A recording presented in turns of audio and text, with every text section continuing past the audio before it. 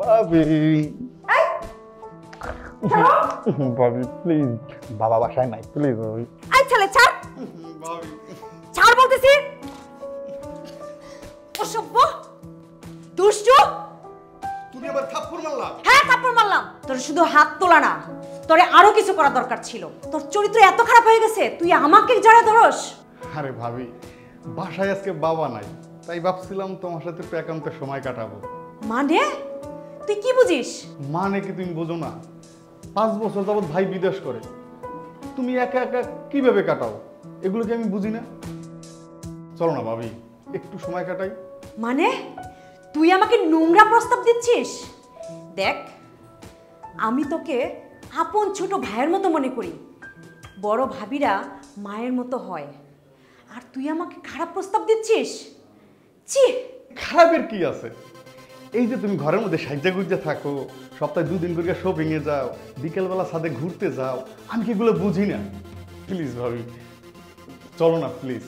চল, অসভ্য কোথাকার। আজকে আমার শ্বশুর আসুক, তোমার মতো লম্পট ছেলের সাথে আমি থাকবো না। হয় তুমি থাকবে, না হয় আমি থাকবো।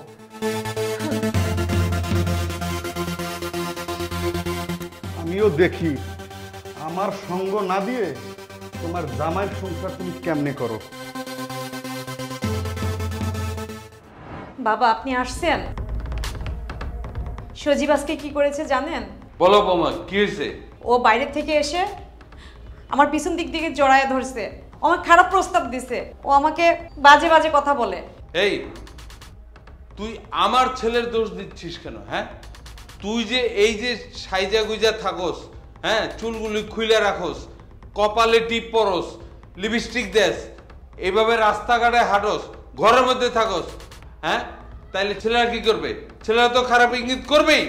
বাবা, ও আমাকে খারাপ প্রস্তাব দিছে, আপনি ওকে শাসন না করে আপনি আমাকে কি বলতেছেন? আমি সব বুঝতে পারছি, আপনি ওর বিচার করলেন না তো? ঠিক আছে, আমিও থাকবো না এই বাড়িতে, আমি চলে যাব আমার বাবার বাড়ি। বাবা, এই যা, পেটিটা বাবা, ঠিক আছে আমি নিজের হাতে ওর চুল কেটে দেবো। যা বাবা। বাবা, এটা অন্যায় হচ্ছে বাবা, এটা অন্যায় হচ্ছে বাবা। ছাড়েন ছাড়েন বাবা, বাবা ছাড়েন, আল্লাহ বিচার করবে বাবা। বাবা বাবা বাবা বাবা, এটা ঠিক করতেছেন না বাবা। বাবা এটা অন্যায় করতেছেন বাবা, এই বিচার আল্লাহ করবে।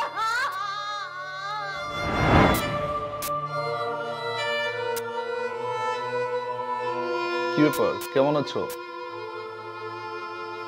তোমার চুল কাটা কেন? স্বামীরা বিদেশ থাকলে যা হয় তাই হয়েছে। কি হয়েছে? আরে লক্ষ লক্ষ টাকা আমি বিদেশ থেকে কামাই করছি কি এটা দেখার জন্য? কি হয়েছে বলো। বাবা, বাবা, তোমার বউয়ের এই অবস্থা কেন? ওর কি হয়েছে? ওর চুল আমি কেটেছি। মানে কি? কিসের জন্য ওর চুল কাটছো? এই সব সময় দেশ বিদেশে ঘুরে কামলার মতো কাজ করি, আর এইসব চুলার জন্য? ও সারাক্ষণ সেজে গুজে থাকে, চুল ছেড়ে রাস্তা রাস্তায় ঘুরে, সবসময় শপিং এ যায়, মার্কেটে যায়, ছাদে যায়, ঘরের মধ্যে ও সেজে থাকে। আর কি করেছে জানিস? তোর ছোট ভাইকে খারাপ ইঙ্গিত করেছে, খারাপ কথা বলেছে, তার সাথে সময় কাটাতে চায়, তাই আমি ওর চুল কেটে দিয়েছি যাতে এইসব নষ্টামি আর করতে না পারে। বাবা, আর একটা বাজে কথা বলবে না। ও কেমন নয় সেটা আমি ভালো করে জানি, কারণ ওকে আমি ভালোবেসে বিয়ে করছি। ওর ব্যাপারে তুমি আমাকে শিখাইতে আসছো, তুমি আমাকে জানাইতে আসছো? এদিকে বল, বল তোর ভাবি তোকে খারাপ কথা বলছে, খারাপ খারাপ ইঙ্গিত করছে? ভাইয়া বিশ্বাস করো ভাইয়া, ভাবি কিছু বলে নাই, আসলে আমারই ভুল। আমি ভাবিকে উল্টা খারাপ ইঙ্গিত করছি, খারাপ প্রস্তাব দিছি, আর বাবাকে দিয়ে এই অন্যায় কাজ করাইছি। ভাইয়া তুমি আমার মাফ করে দাও ভাইয়া। শুনেছো, শুনেছো বাবা? তোমার ছেলে কি বললো? হ্যাঁ, তুমি তো একটা বাবা, ওকে রেখে গেছে তোমার মেয়ের মতো করে। তুমি কি করেছো? তুমি না জেনে না বুঝে তুমি তোমার ছোট ছেলের কথা শুনে তুমি ওর গায়ে হাত দিয়েছো, ওর চুল কেটেছো। এটা কি ঠিক বাবা? এটা কি ঠিক? আজকে যদি তোমার বেটার বউ না হয়ে যদি তোমার মেয়ে হতো বাবা, তাহলে কি তুমি এই কাজটা করতে পারতা? হ্যাঁ, তোমার মেয়ের সাথে যদি এরকম কেউ কোনো কিছু করে তুমি কি সহ্য করতে পারতা বাবা? বলো। আমার ভুল হয়ে গেছে বাবা। আমি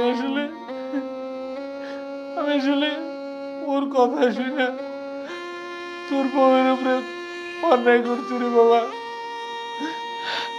তুই আমার ক্ষমা করে দে বাবা, আমার ক্ষমা করে দে বৌমা। বৌমা, আমি তোমার কাছে ক্ষমা চাওয়ার আমার কোনো মুখ নেই। আমি তোমার সাথে অন্যায় করছি বৌমা, তুমি আমার ক্ষমা করে দে বৌমা। আমি তোমার পায়ে ধরতেছি বৌমা। না না বাবা, আমার পায়ে ধরতে হবে না, আমার পায়ে ধরলে পাপ হবে। আসলে কি বাবা জানেন, যাদের স্বামীরা বিদেশে থাকে না, তাদের আপন বলে কেউ থাকে না, সবাই পর হয়ে যায়, সবাই সন্দেহ করে, বাজে কথা বলে। বাবা, আমি ভেবেছিলাম আপনি আমার বাবা, ওকে আমি আমার ছোট ভাইয়ের মতো মনে করেছিলাম, কিন্তু আসলে আপনারা আমার আপন হতে পারেন নাই। আপনারা কখনোই আমাকে মেয়ের চোখে দেখেননি। আমি আপনাদের আপনজন হতে পারিনি। যারা প্রবাসে থাকে তাদের বউদের নসিবে লেখা থাকে, আমার নসিবেও ছিল, তাই আমার এমন হয়েছে।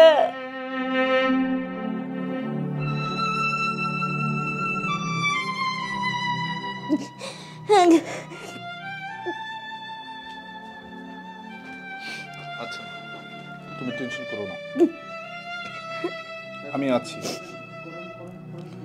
আমি আছি তোমার পাশে, টেনশন করো না।